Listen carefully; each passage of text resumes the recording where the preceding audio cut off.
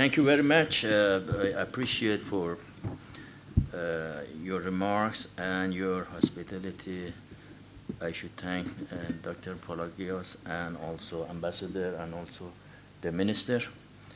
I should appreciate my Ambassador here, a very good friend of mine, for putting this meeting together. Though I had a lot of things to do, but since it is the last days of him being here, so when he told me, I could not refuse it with all the things that I had. I'm very happy to be here. I have had long time work here in this country, of course, in a few years back, and I'm very happy that I'm beginning for the second time. The most important issues which I want to raise is that, first of all, the most important base of a source of foreign policy of a country is its domestic source.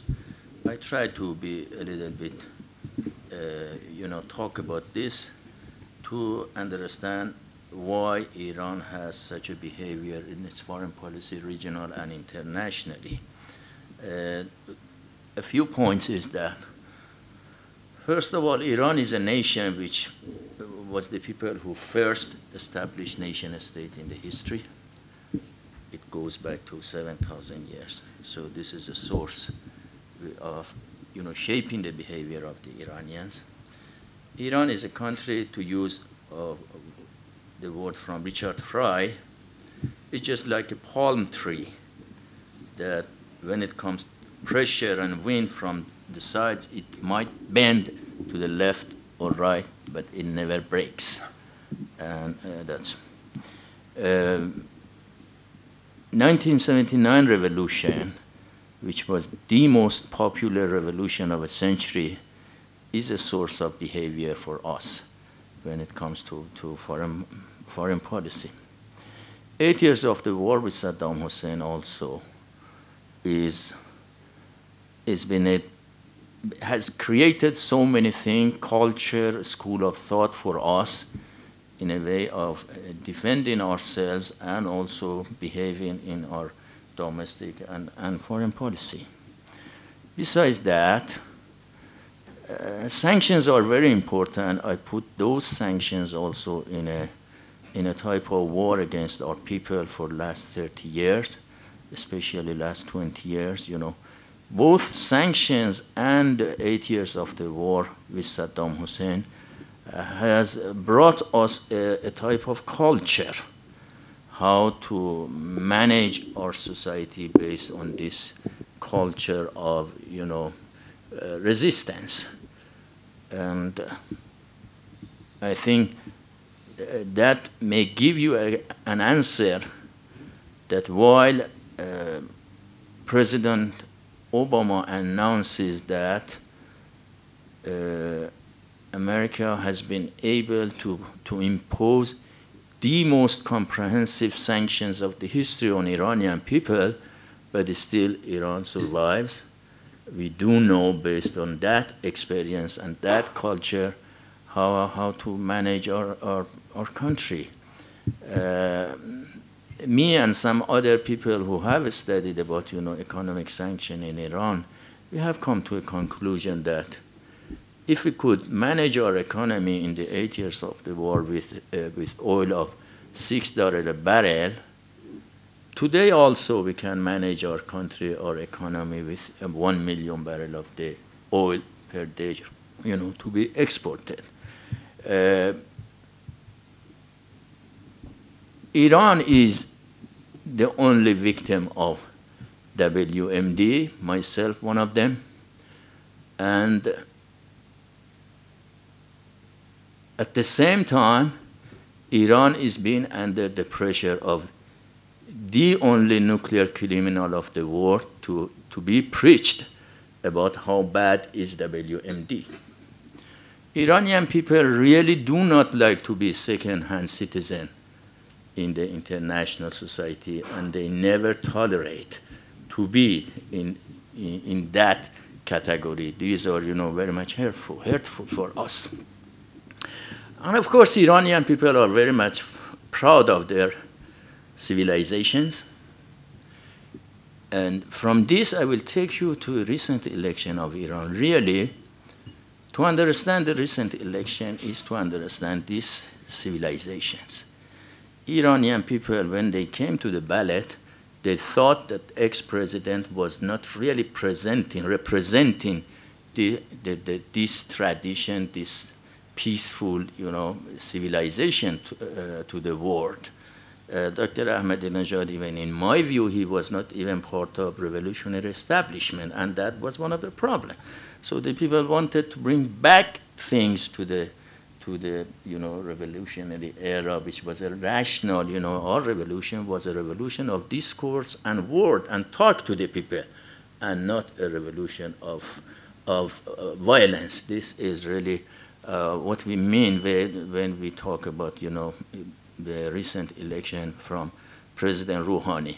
So, many people in the West try to say, okay, the people came to the ballot because of the economic pressure, they want to change. That might be some of the cause, but the real cause and motivation for the people to come to the ballot is really they want someone to represent them as they are, as the civilization that they have. The people of Iran feel that they have been oppressed.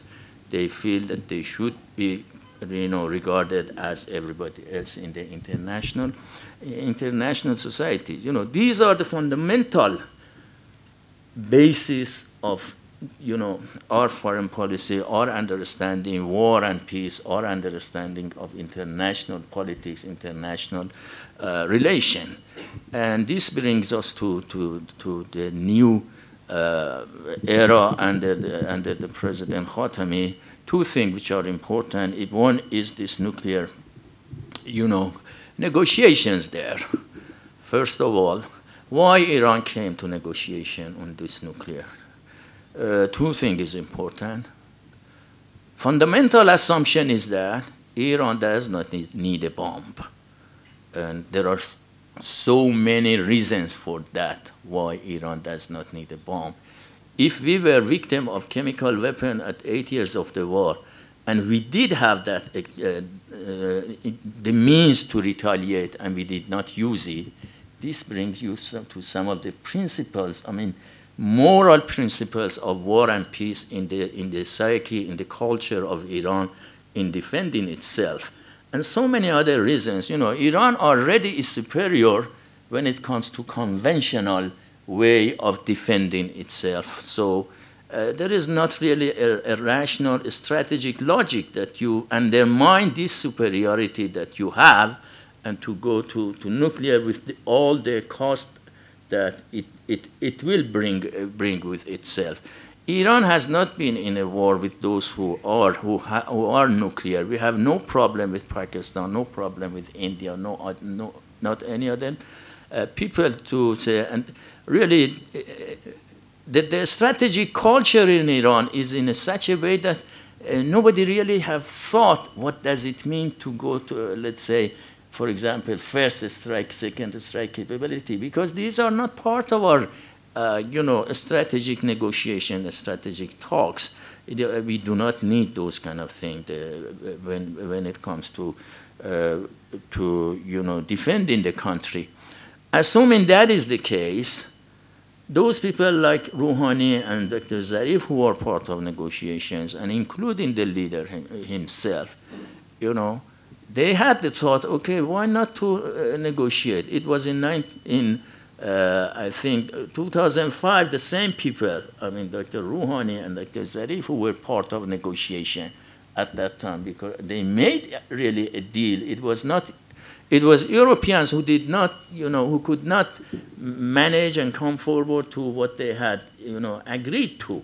So the mentality of the decision makers is the same as it has been in the past, assumption, no need for nuclear, bomb. It does not help anything, and we have been able to stand on our foot through other means of defending ourselves.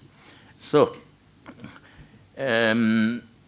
our look toward what is happening in the region, what is happening in the international arena also comes through these fundamentals of foreign policy, the domestic basis of what we think in our strategic understanding. That brings us to the issues and the thinking of what we have around us now in Iraq, in Syria, in Afghanistan, and in everywhere. Two schools of thought always emerge. One is, in the West, they always try to bring Iran on the side to be a spoiler in the events in the region, while that's not really the case. Give you an example. Long time ago, when we had in Afghanistan, Taliban for the first time, we've been telling to the West that this will bring a terrible in the future of the region, the way they treated Taliban, because they looked the things through this angle of Iran as an enemy, Iran as a threat. So anything which was a threat to this enemy, they considered to be their friend. And now they have become in a trap that what they have created themselves has become, a problem for everybody. Very long ago, we talked about Talibanization of Pakistan. And right now, everybody is, is witnessing what is there. But very long ago, we would tell them, okay, this, the way they treated the enemies of Iran will bring them, a terrorist group that no one can control it. So this is where we see now. In the beginning of course, when they got after 9/11 to a problem, they wanted to overthrow Taliban in Afghanistan. They got the support of Iran, but later on they put Iran as an axis of evil. It was Iran who cooperated with them in Iraq, but every day they blame in Iran that Iran is doing this and that, and later on now they came to a conclusion, no, that was not the case. Iran was part of solution and not part of the problem. In Syria also, from the beginning, everybody has been blaming Iran, that Iran is part of the problem. Now, after 3 days, they have not been able to do anything. And of course, there have been disinformation about the events in Syria. First, they thought it is a natural revolution there, which was not the case. They were, in the part of optimistic view. They thought everything would be swift. Iran was telling them on all aspects they made a mistake. And now, after 3 years, they have come to the conclusion that, Iran was right when it said, this and that. And now they think that, okay, Iran is part of solution and not a problem. We are happy for that, although it's very late. But still, Iran can be, we can be helpful. And of course, the same is what is happening in Iraq. Almost on everything. The most important aspect of our foreign policy is the soft power that we have and the language and discourse, which this comes really from our a very profound and old civilization that we have. For that reason, we can really be very helpful on this. When it comes to, just to concluding my remarks, and then I prefer to go for Q&A, this nuclear negotiations is very difficult. Iran came to agreement in Geneva, but every day they're giving a new reading to the content of that agreement, and they bring the different things. First of all, it's been said there that Iran needs, enrichment for practical needs. And that practical needs is what you need for the fuel for Bush reactor. And then the Americans have substituted that practical needs with, breakout time. And they put the breakout time, that Iran would be able to get to that point within 2 months. While this is not our calculation, this is not the, the engineers or those who are part of it. Talking about Iraq, facilities, talking about Fordo and all those issues which have been agreed there, they are bringing a new meaning and new definition to that. These have created some constraints on the negotiations. This doesn't mean that negotiations will fail. We do know that there is a will on the side of Obama administration to solve the issue. And of course, when you talk about Obama administration, you are not talking about a unified body. There are some people who are not that much, helpful for these negotiations. And of course, P+5 also, not every one of them has the same motivation when it comes to these, negotiations. So these are some of the things, but cautiously, we could say that things will go, forward when it comes to the negotiations. 3 things may happen. One is that we may come up with a good conclusion on July 20. And when I say good conclusion, everybody, every country, every party defines his or her own goodness, meaning of the goodness. I mean, I take my side, I'm Iranian part. So that's the way. The second point would be, the negotiations will be stopped, and everybody comes and say, okay, we go nowhere. And the third is the extension, 6 months extension of negotiations. And I believe not many people go for the bad option. And I don't know how much one can talk about the best option, but it is also possible that we talk more about the extension of negotiations. And there are some back-channel talks also that possibly we come to a type of deal acceptable to everybody. The real point is that when Zarif and Rouhani negotiated 10 years ago or something like that, at that time we had at most a few hundred centrifuges.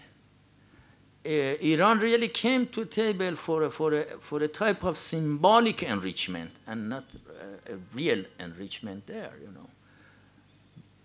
They did not accept.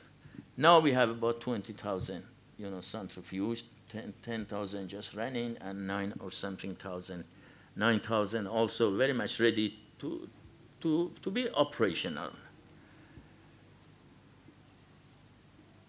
They are in a very big mistake if they think that Iran is very much desperate for a type of conclusion. Why is a mistake? Because if they think that Iran is desperate and they can push as hard as they can, and then you do not get any result, the conclusion would be very bad. And if things stop, next time, you don't know, maybe 40,000, 50,000, 90,000 centrifuges running. Iran is there. Sanctions have not been doing anything to us.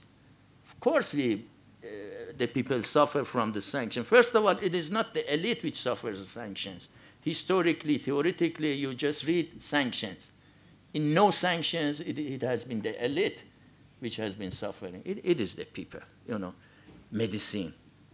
It is very interesting. We had Jack Straw in my institute 3 months ago, and I told him, Mr. Minister, you want to know how successful your sanction against our people has been? And he said, how? And I said, I take you tonight to one of these 24 hours pharmacy, the pharmacies which they give medicine for cancer and all those, bad sickness. And you will see the father and mother are crying, gosh, I don't have medicine, my son is being died. This is one aspect of it. It's been really very much, you have been, Mr. Minister, very successful in your sanctions. And I take you in the morning to one of these dealers which sell Porsche car. And he will tell you that he's been successful to 600 Porsche in 6 months. Then you will be confused, okay, where that money comes from. And then Jack Straw went back home and made interview. And he said, we don't give Iranian, medicine, but we sell them Porsche. So, this is, the sanctions has brought 2 things, radicalism and corruption. That's, no one really like it. But still, we can run our society. So, just to conclude my word, this is the source of foreign policy of Iranians. With this civilization, being suffered, being the victim of the war, being the victim of WMD, being the people with soft power, with language, being helpful for bringing peace and stability to the region, do not like ever to be the second-hand citizen of international society, very much ready to solve the problem that we have with international, so-called international community when it comes to nuclear. Thank you very much.